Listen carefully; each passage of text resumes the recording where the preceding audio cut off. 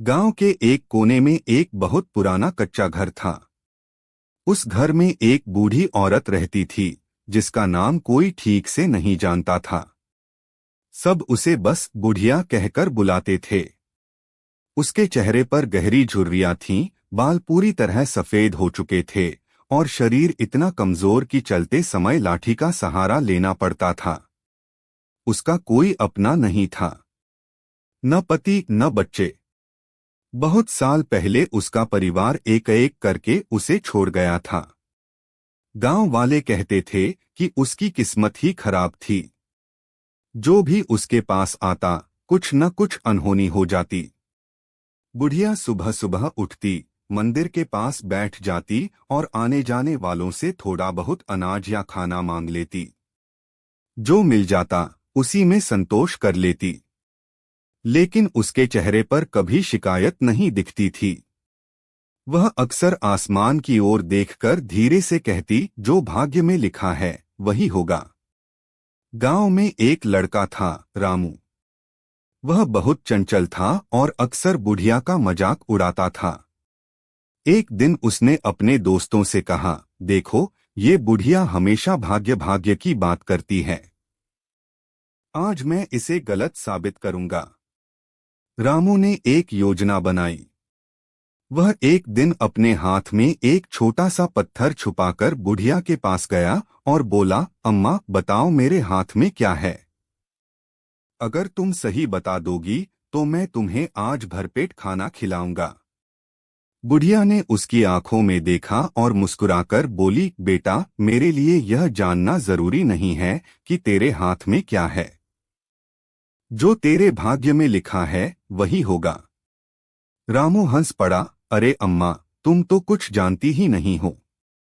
उसने हाथ खोला और पत्थर दिखाकर अपने दोस्तों के साथ हंसते हुए चला गया। बुढ़िया ने बस मुस्कुराकर आसमान की ओर देखा और धीरे से कहा, हे प्रभु, बच्चों को समझ देना। दिन बीतते गए।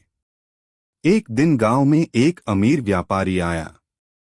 वह शहर से आया था और गांव में जमीन खरीदना चाहता था। उसने कई लोगों से बात की, लेकिन उसे सही जगह नहीं मिल रही थी। एक दिन वह मंदिर के पास आया जहां बुढ़िया बैठी थी। उसने उससे पूछा, अम्मा, यहाँ आसपास कोई खाली जमीन है क्या? बुढ़िया ने शांत स्वर में कहा, बेटा, इस गांव के बाहर जो सूखी जमीन है उसे कोई नहीं खरीदता। लेकिन अगर मन साफ हो तो वही जमीन सोना बन सकती है। व्यापारी ने सोचा कि बुढ़िया की बात में कुछ तो सच्चाई होगी। उसने वही जमीन खरीद ली। गांव वाले हंसने लगे, अरे, उसने तो बेकार जमीन खरीद ली। लेकिन कुछ ही महीनों बाद वहां पानी का एक बड़ा स्रोत निकल आया। जमीन उपजाऊ हो गई और व्यापारी बहुत अमीर बन गया। गांव वाले हैरान रह गए। सब कहने लगे, बुढ़िया की बात सच निकली। अब लोग बुढ़िया को अलग नजर से देखने लगे। जो लोग पहले उसे नजरअंदाज करते थे अब उससे सलाह लेने आने लगे। रामू भी यह सब देख रहा था। उसके मन में थोड़ी शर्म आई, लेकिन अभी भी उसका अहंकार पूरी तरह नहीं टूटा था। एक दिन गांव में बहुत बड़ा तूफान आया। तेज हवाएं चलने लगीं, बारिश इतनी तेज कि घरों की छतें उड़ने लगीं। लोग डरकर अपने घरों में छिप गए। बुढ़िया का घर बहुत कमजोर था। सबको लगा कि उसका घर तो जरूर गिर जाएगा। लेकिन अजीब बात यह हुई कि उसका घर जस का तस खड़ा रहा, जबकि आसपास के कई मजबूत घर टूट गए। सुबह जब तूफान थमा तो लोग बाहर निकले। उन्होंने देखा कि बुढ़िया अपने घर के बाहर बैठी है, बिल्कुल सुरक्षित। रामू दौड़कर उसके पास आया और पूछा, अम्मा, यह कैसे हुआ? तुम्हारा घर तो सबसे कमजोर था। बुढ़िया ने मुस्कुराकर कहा, बेटा, जो भाग्य में लिखा होता है वही होता है। जब तक मेरा समय नहीं आया तब तक मेरा घर भी नहीं गिरेगा। रामू चुप हो गया। उसके पास कोई जवाब नहीं था। कुछ दिन बाद रामू के घर में परेशानी आ गई। उसके पिता बीमार पड़ गए। घर में पैसे नहीं थे, इलाज कराना मुश्किल हो गया। रामू बहुत परेशान था। उसे समझ नहीं आ रहा था कि क्या करे। तब उसे बुढ़िया की बात याद आई। वह धीरे धीरे उसके पास गया और बोला, अम्मा, मैं बहुत परेशान हूँ। मेरे पिता बीमार हैं और मेरे पास कुछ भी नहीं है। बुढ़िया ने उसकी ओर देखा और प्यार से कहा, डर मत बेटा। दुख भी भाग्य का हिस्सा है, लेकिन हिम्मत और विश्वास से रास्ता जरूर निकलता है। उसने अपनी छोटी सी पोटली से कुछ पैसे निकाले और रामू को दे दिए। रामू हैरान रह गया, अम्मा, तुम्हारे पास तो खुद कुछ नहीं है, फिर भी तुम मुझे दे रही हो। बुढ़िया ने कहा, बेटा, देने से कभी कमी नहीं होती। यह भी शायद मेरे भाग्य में लिखा था कि मैं तेरी मदद करूं। रामू की आंखों में आंसू आ गए। वह समझ गया कि सच्ची अमीरी पैसे में नहीं, दिल में होती है। रामू ने उन पैसों से अपने पिता का इलाज कराया। धीरे धीरे उसके पिता ठीक होने लगे। अब रामू पूरी तरह बदल चुका था।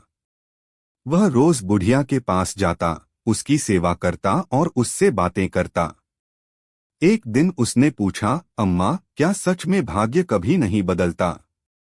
बुढ़िया ने धीरे से कहा, बेटा, भाग्य में जो लिखा है वह मिटता नहीं, लेकिन इंसान के कर्म यह तय करते हैं कि वह उस भाग्य को कैसे जीता है।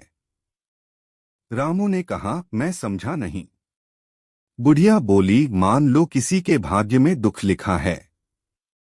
अब वह दुख में रोता रहेगा या उससे कुछ सीखकर आगे बढ़ेगा, यह उसके कर्म पर निर्भर करता है।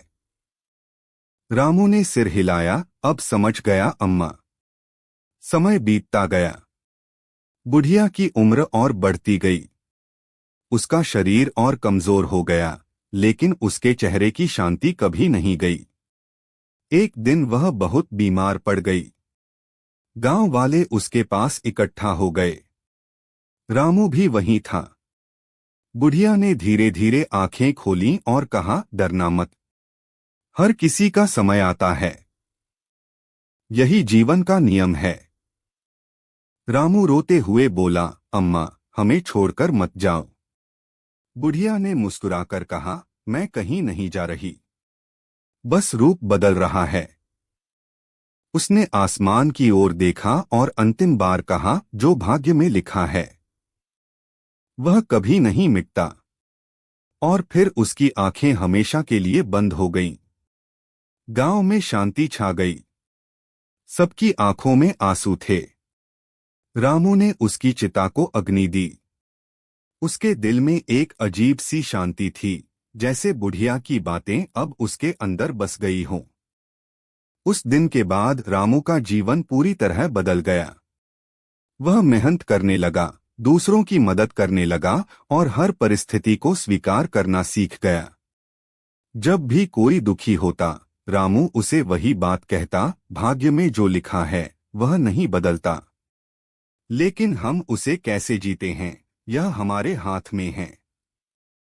गांव के लोग अब अक्सर बुढ़िया को याद करते और कहते, वह गरीब जरूर थी, लेकिन सबसे अमीर वही थी, क्योंकि उसके पास समझ थी।